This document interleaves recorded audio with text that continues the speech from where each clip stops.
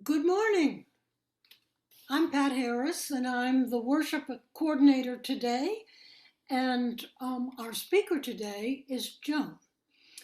Joan is a long term member of our congregation, and if you were to look in your gallery view or your top things at the top of your slide, you would see Joan's face and you would know that you know Joan. So, welcome, Joan, who's talking about water as being something that we need to think about when we think about life. I want to welcome everybody to the Zoom service here at UUCC. As you know, we're still coming online at least through the end of the summer. Um, Unitarian Church of Canandaigua is a congregation that is part of the UUA, that says that we're going to foster our personal growth and our spiritual growth through religious exploration, which we often do. I need to also tell you that we have a covenant, and our covenant says, in service of the values that unite us, we will recognize the inherent value of each person, foster a community of compassion and caring for all, value our diverse opinions, and engage respectfully in all interactions. That's sort of where we are. And we're glad that you're here with us. Now I want to make a couple of announcements. One announcement is that if my calendar's right and my head is right, it's the second Sunday. And second Sunday used to be a time when we threw all of our change into a pot for the migrant community. We don't have a pot when we're online. So I'm going to remind you that there's a connection or a link that you can go to in the online newsletter, or you can go to our website and find that newsletter and make the connection with the migrant community to make a direct support for them. You might want to indicate that it's from our group. The second announcement I want to make is also in the newsletter, and that is that Pat Harris is doing a webinar, an online workshop on solar energy, in particular looking at utility scale solar energy and how it's going to make a difference for New York and what you might do. And I'm going to tell you that that link is also in our newsletter, and you could go there. That's all the announcements I have, but now I'm going to go and highlight Joan so she can make an announcement. Yes, this morning I would like to give a special thanks to my friend, neighbor, and fellow UU, Rick Urich, for all the help, all the technical help that he gave me to help improve the audio and the visual on the Zoom. Rick is working to make me look good and sound good, and I thank you so very, very much, Rick. And now I'm going to turn it over to Lynn, who has a message for us. And I have to add, good.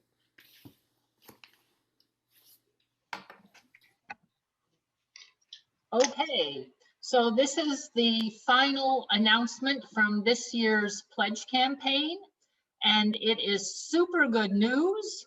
We have surpassed our goal of $65,000 in pledges. We've gotten $72,180, which is 11% over what we were asking for. So that is totally wonderful. It means that in the next year, we will not have to dip into our reserves as we had been worrying about. And many people continued to pledge who had pledged in previous years, and a number increased their pledges. And several people who have never even attended our church in person pledged. They've only Zoomed with us. So because we are maintaining our reserves and have this extra good pledge amount, we are giving the board more flexibility for planning for the future. And it all just shows that the UUCC spirit and community are still strong and vibrant. And so we thank everybody for their support for the coming year. And I would like to add a little note to thank Pat Mells, who has run the stewardship campaign this year and done such a phenomenal job that obviously it was really successful. So thank you all, and we're looking forward to seeing everybody in the coming year.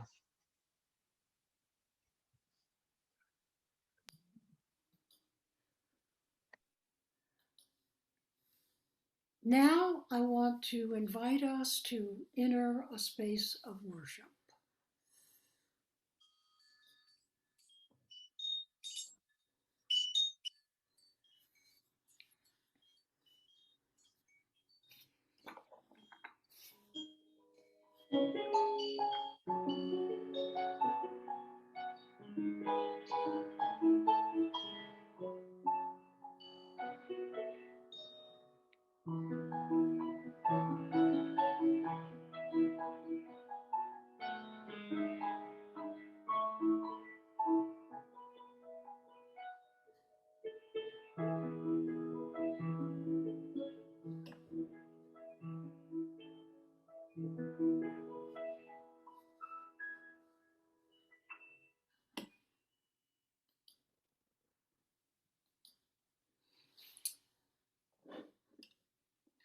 Now we will light our chalice. If you have a chalice or a candle, I have a candle.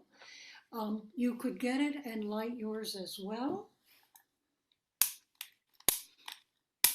as we recite our words. We gather this hour as people of faith with joys and sorrows, gifts and needs.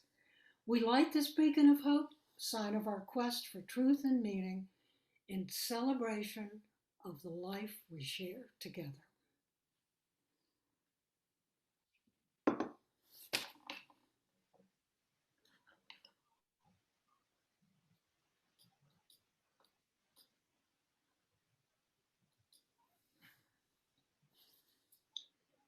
Good morning.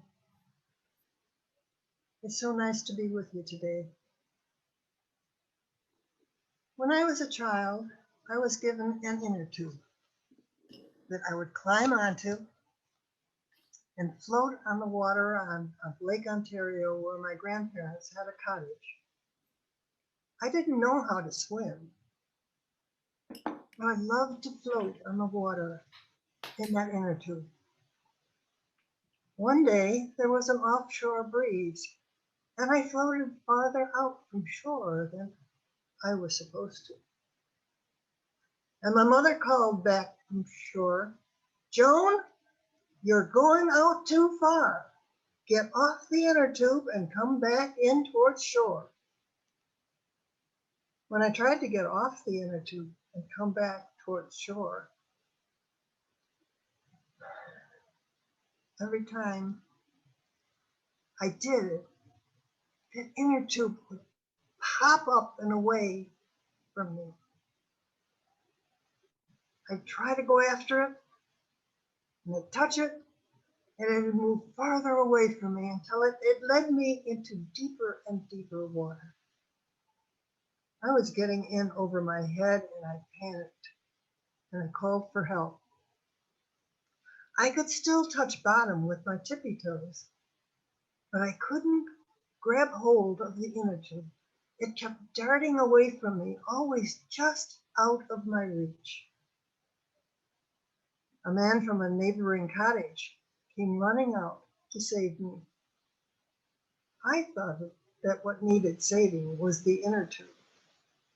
He knew that it was me that needed saving. He took my hand and led me back to shore as I watched my precious inner tube float off down the lake, never to be seen again. As a result of that episode, my parents became aware of my need to learn how to swim, and they sent me to the Y for swimming lessons. That got me over my fear of the water, and I learned to love it again on my own terms, without the need for any artificial flotation device. I could do it myself. I could swim. Life was good. I still like to float on an inflatable thingy like an inner tube, but it has become a matter of choice rather than necessity, because I know I am capable of floating all by myself.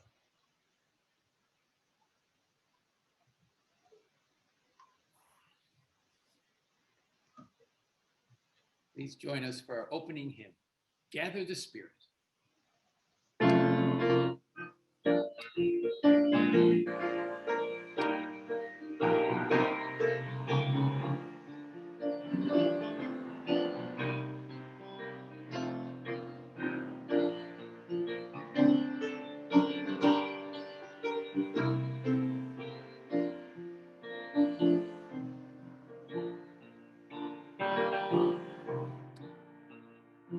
Gather the Spirit, harvest the power of separate lives, speaking one flame. Witness the mystery of His hour, a trials in this light, a plea of stay. Gather in peace, gather in thanks, gather in sympathy now and then. Gather in hope, compassion and strength. Gather to celebrate once again. Gather the Spirit of heart and mind, seeds for the soul, regarding soul, nurtured in love and conscience refined, with body and spirit united with soul. Or gather in peace, gather in thanks, gather in sympathy now and then. Gather in hope, compassion and strength. Gather to celebrate once again. Gather the Spirit, moving in all, drawn by the moon and led by the sun. Winter to spring and summer to fall, the chorus of life resounding its call. Gather in peace, gather in thanks, gather in sympathy now and then. Gather in hope, compassion and strength. Gather to celebrate once again.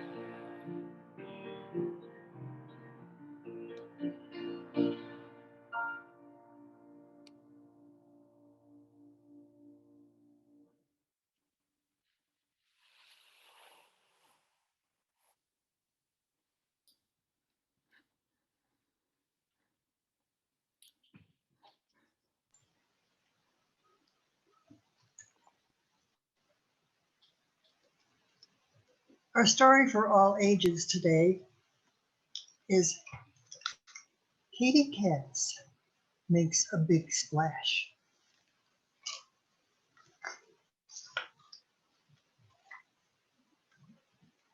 Hey, Katie, yelled Chip O'Hare, come into the pool with us.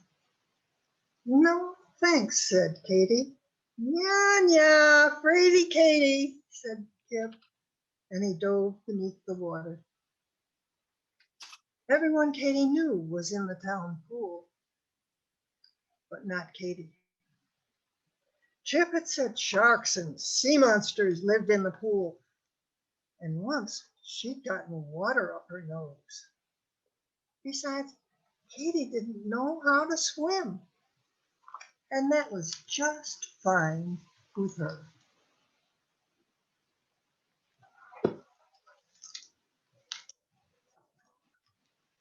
The next day, the Porker twins went to Katie's house for a play date.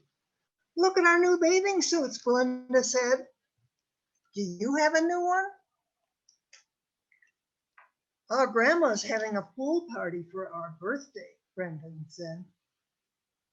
Katie didn't want to admit that her only bathing suit was a faded purple striped one, and it was too small.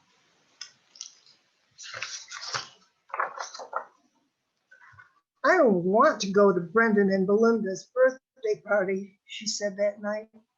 It's going to be at their grandmother's swimming pool.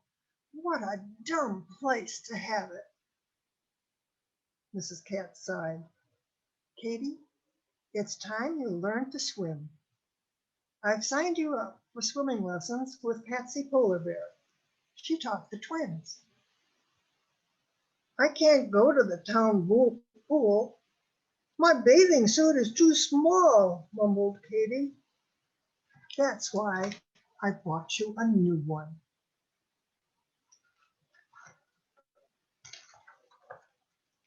Katie wasn't at all happy when she got to the town pool, even though Patsy the polar bear, the swimming instructor, looked cool and was very friendly. Katie was even more unhappy when her mother blew a kiss and left. Patsy Polar Bear admired the seashells on Katie's new bathing suit, and she said, come sit with me, Katie, she said. We can get to know each other. What's your favorite cartoon on TV? Mine's Submarine Sal. So Katie sat next to Patsy, but she wouldn't put her feet in the water. Patsy said, put your feet in the water and cool off.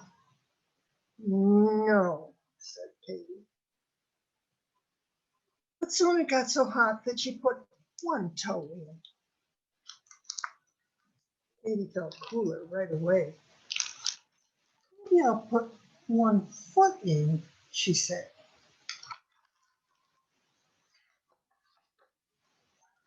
I'm going to cool off some more, Patsy said, and she dropped into the water. Katie saw that it wasn't deep, but she heard a gurgling noise she didn't like. It came from the drain on the side of the pool. Sea monsters come in from there? She asked Patty. No, but why don't you check it out for yourself? Katie reached in the water. She couldn't feel any sea monsters coming through the drain, not even tiny ones. But she yanked her hand out as fast as she could, just to be on the safe side. Hey, you splashed me, Patsy cried.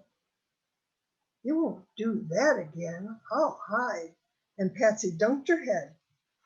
She looked so funny underwater that Katie started to laugh.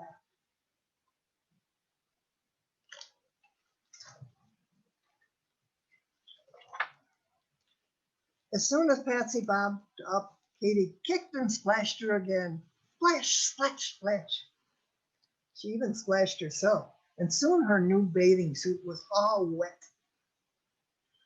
I bet you can't splash your own face, said Patsy. Oh, yes, I can. And eventually, Patsy got Katie to get used to the water. She even got to stroke the water like she was swimming. Do you think you can get in the water? Patsy asked. No, I'll sink, said Katie. I won't let you, said Patsy. Promise? I promise. And Katie got in the water and she started to splash and to stroke and to kick.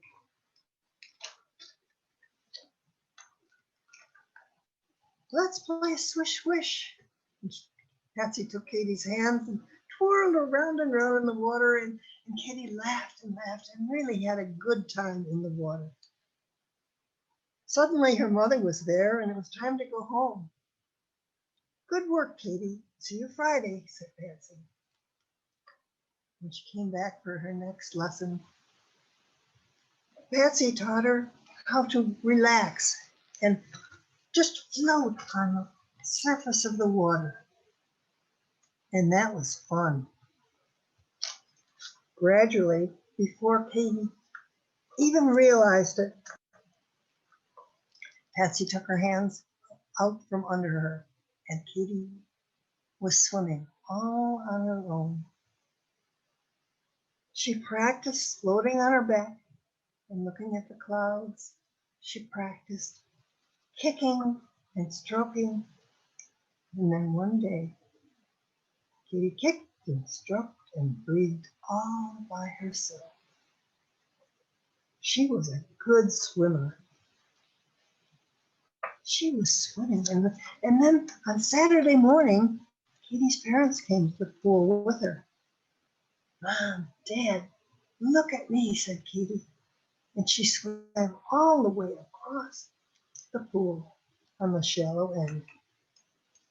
And Katie's parents were mighty proud of her.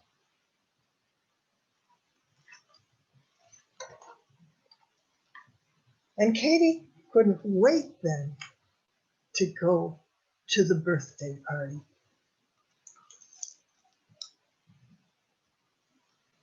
When you learn how to do something new, like learning how to swim, instead of being afraid of the water, you can have a whole lot of good times and go to parties and really enjoy life. So don't be afraid to try something new. Learn how to do it and get involved.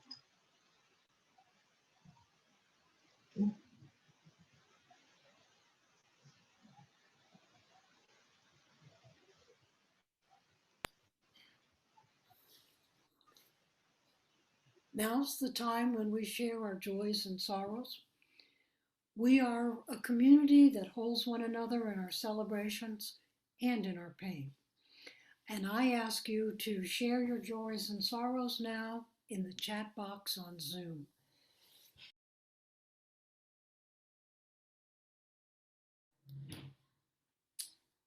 We have had so many joys and sorrows today, lots of joys. One sorrow was that a person is having really serious health problems themselves, and another person has a friend with health problems. And bad news comes, and there's still hope for hugs afterwards. And hugs seem to be taking place in the form of dancing. I saw several things on dancing. And of course, getting together in real time with family. Being safe but celebrating together is such a thing that we can do now that is so important. We have a very special thank you to Marty for the daffodils that are filling up our space at church that you can see when on Bill and Pat Mills' picture. and all of the special joys for spring. Know that wherever you are, whether it's joy or sorrow, we hold you in our hearts. Know that we will be thinking about you as our week goes on. And now it is time in our service to join together in the spiritual practice of generosity.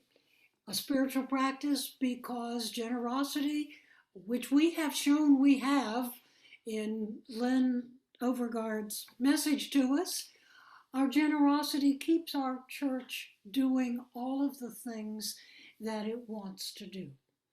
If you would like to give in this morning's offering, you can give online at canandaigua.uu.org. There's /connected, or you'll see a connected place on there.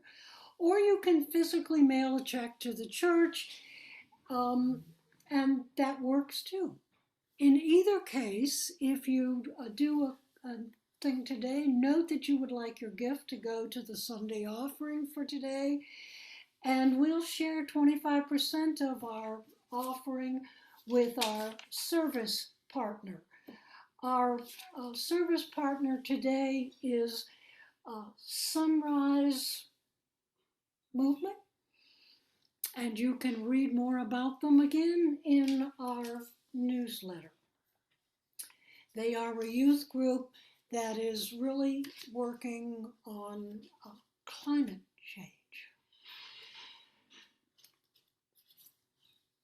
Now it's time for our centering and shared meditation.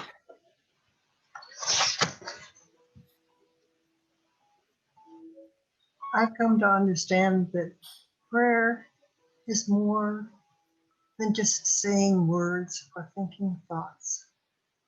It is rather a way of being present. It's a way of living in the present moment.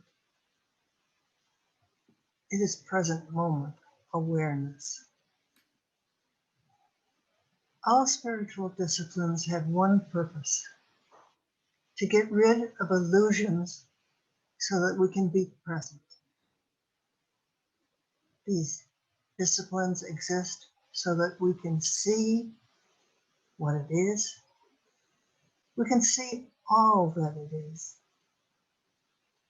We can see who we are and see what is really happening right now. I invite you now to enter into a spirit of prayer, allowing yourself to be in the present moment, becoming aware of what is right here and right now. Be here now for a time of silent reflection.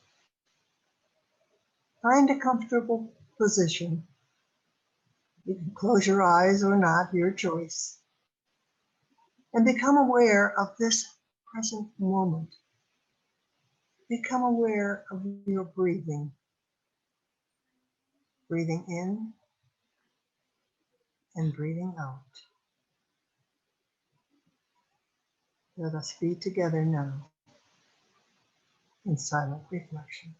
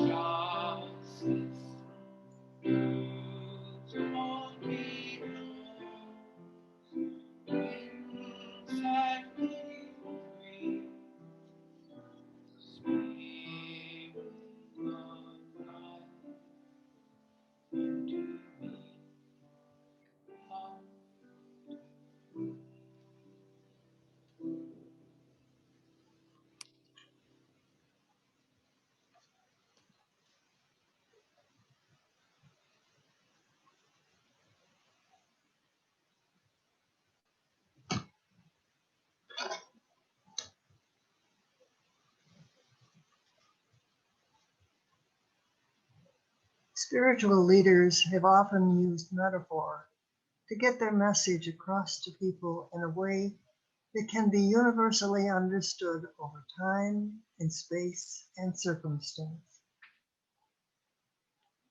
They taught how to live a good life in a forever changing world. Love one another.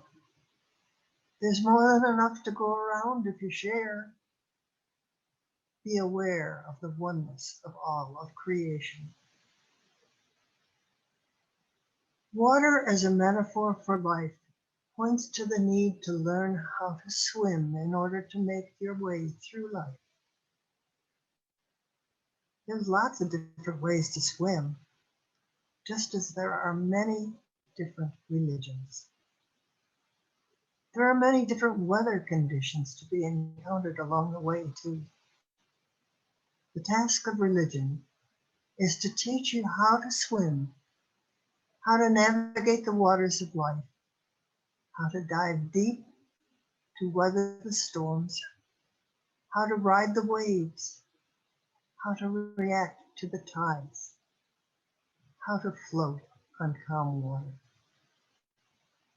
The bottom line is that in order to swim, in order to experience life fully, you have to be aware of what's happening around you, and you have to get in the water.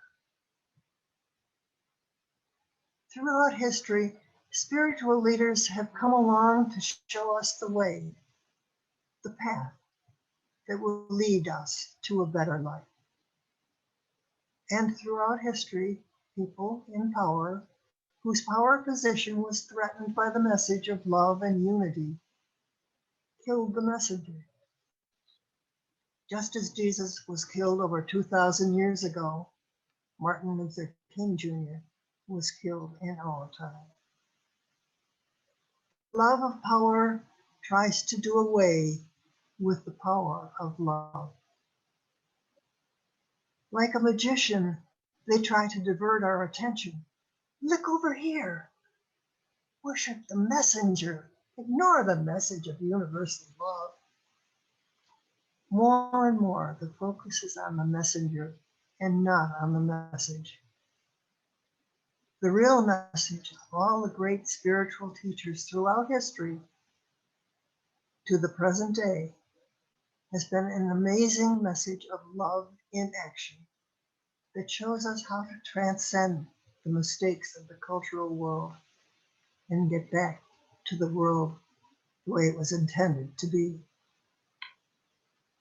Ask yourself, where's the love? You don't have to give up progress. You just need to learn how to use it wisely, making sure that you don't lose the love that holds the whole creation together in the process. The universal message of love in action transcends all religion. It's a crucial message for our turbulent times.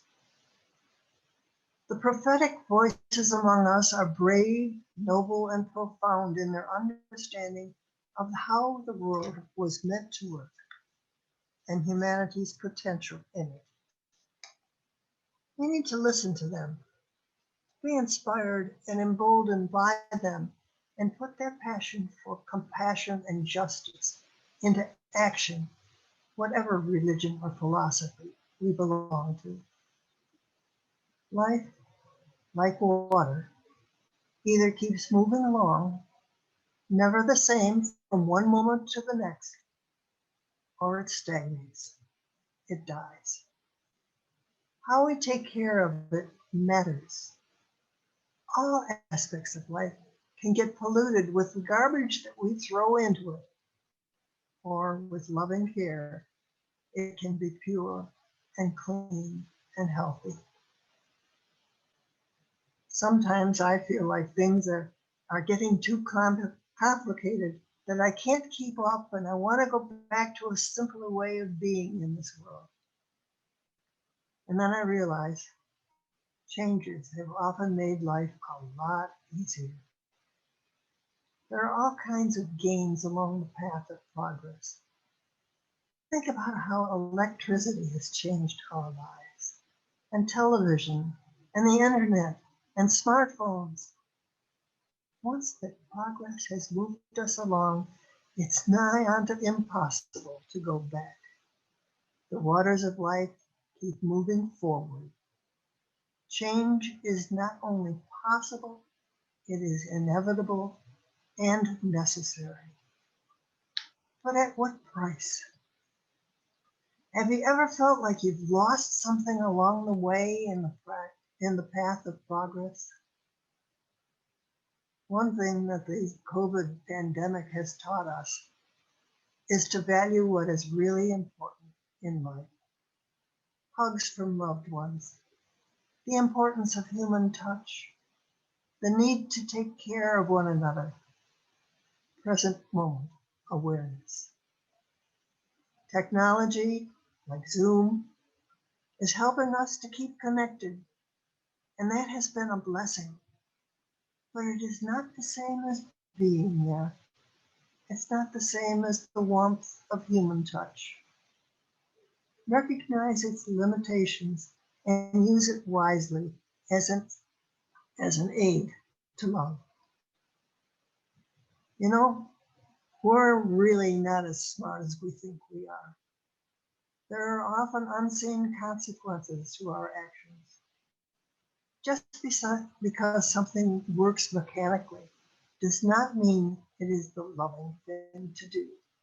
It can be if we use it right. Remember the magic words, please and thank you, and I'm sorry. Do the best you can. Show gratitude for what we have been given. Share with one another. Don't be afraid to admit you've made a mistake. Ask for and give help when needed. Open your eyes and ears and be aware. Open your hands and share. Open your arms and your heart and love.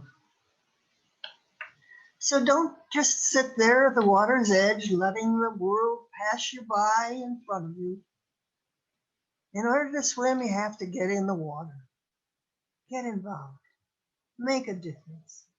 Spread love and justice and compassion to make things new again. Get into the water and swim like your life and the life of this planet depends upon it, because it does. The alarm has sounded. It's time to wake up. Wake up, people. Be aware of what's going on. Don't just sit and think out of the box, but understand that there are no boxes. It's all one. Sink or swim, we're all in this together. So let it be.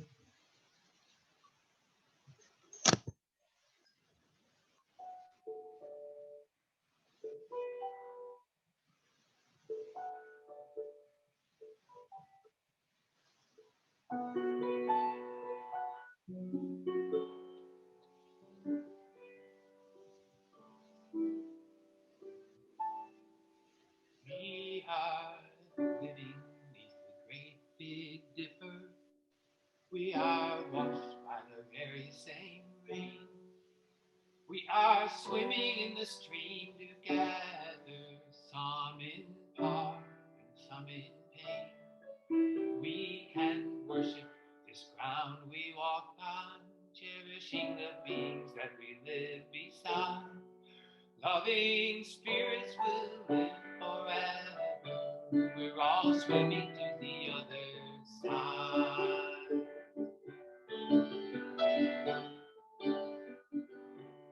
I am alone and I am searching, hungering for answers in my own time. I am balanced on the brink of wisdom. I'm impatient to receive a sign. I move forward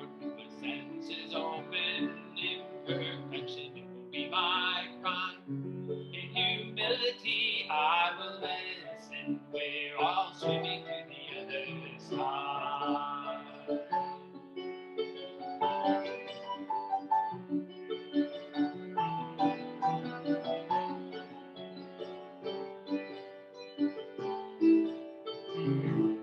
I'm just journeying through thoughts and feelings, finding intuition right in my heart. I am gathering the tools together, I'm preparing to do my part. All of those who gone before me, banded together and be my God. Loving lessons that I will follow, we're all swimming to the other side.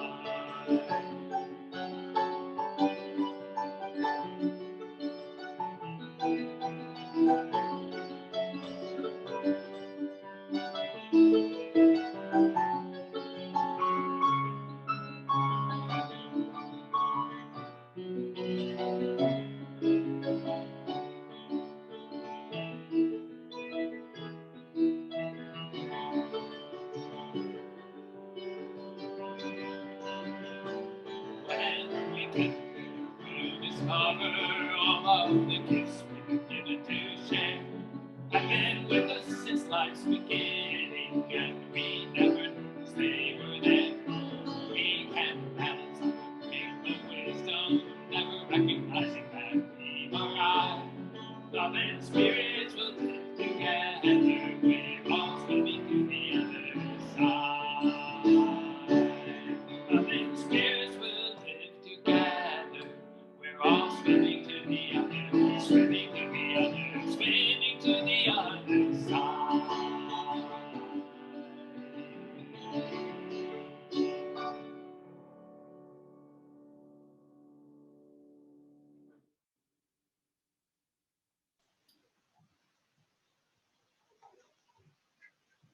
Every year at this time of the year, Marty Dodge would recite a poem about daffodils and fill the church with a mass of golden daffodils. I'm told that Marty doesn't do Zoom. He's not with us this morning, but he made sure the daffodils are. He delivered them to church early this morning. I'm a poor substitute for Marty, but I reach out now to touch you with these words by William Wordsworth. I wander lonely as a cloud that floats on high o'er vales and hills, when all at once I saw a crowd, a host of golden daffodils. Beside the lake, beneath the trees, fluttering and dancing in the breeze, continuous as the stars that shine and twinkle on the Milky Way. They stretched in never-ending line along the margin of a bay. 10,000 saw I at a glance, tossing their heads in sprightly dance. The waves beside them danced, but they outdid the sparkling waves in glee. A poet could not but be gay in such a jocund company. I gazed and gazed, but little thought what wealth of the show to me had brought. For oft, when on my couch I lie, in vacant or in pensive mood, they flash upon that inward eye, which is the bliss of solitude. And then my heart with pleasure fills and dances with the daffodils.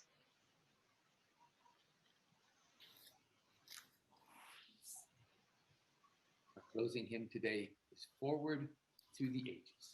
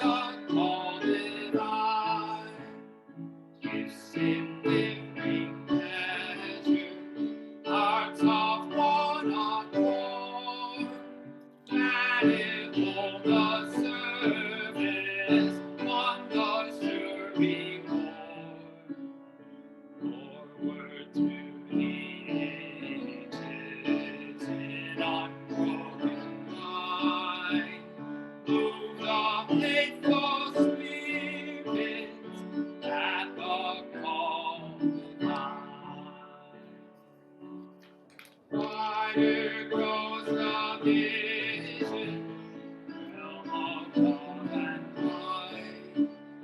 For if we must labor, will our faith inside. Prophets have proclaimed it, martyrs testify. Poets sung its glory, heroes bore it high. Forward toward the ages in unbroken line. Move the faithful spirits at the call divine. Not alone we conquer, not alone we fall. In each loss or triumph, lose or triumph all. Bound by God's marked purpose in one living whole, move we on together to the shining goal. Forward to the ages in unbroken line. Move the faithful spirits at the call divine.